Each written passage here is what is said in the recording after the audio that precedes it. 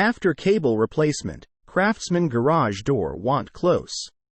I have a Craftsman automatic garage door that came with the house. A few days ago, my wife informed me that the garage door was making funny noises since we'd just gotten home late at night, and she mentioned it after we'd headed off to bed. I figured I'd check it out in the morning.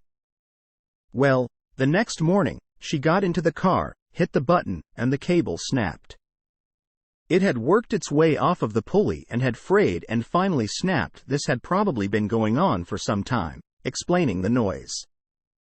I disengaged the safety latch to raise and lower the door manually until I could get a replacement cable.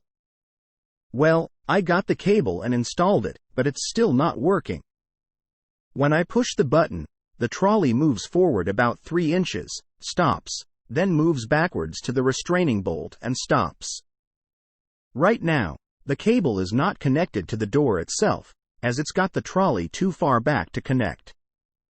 I loosened the chain using the bolts and we tried it again. It again moved the trolley forward a few inches, then just kept pulling it back until it was at the farthest position.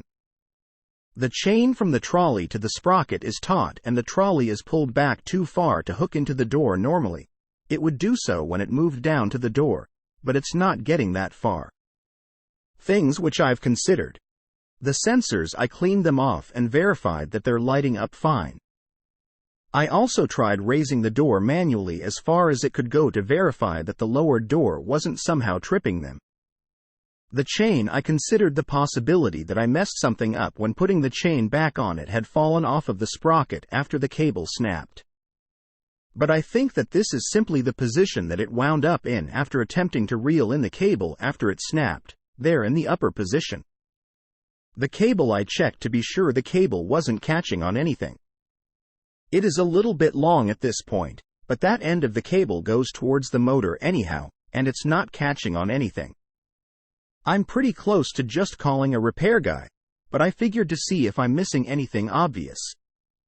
This garage door was working before the cable snapped and I tried replacing it.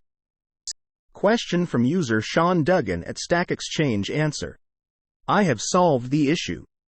I unplugged the machine and moved the trolley to the end of the rail, as would be done during installation, and then let the door run. The trolley acted just as it ought to and my garage door is opening and closing, saving me a ton of money on a garage door mechanic. I am assuming, at this time, that the chain slipped up when the cable snapped, or that somehow the unit reset itself to thinking that the trolley was at the end. Answer from user Sean Duggan at Stack Exchange.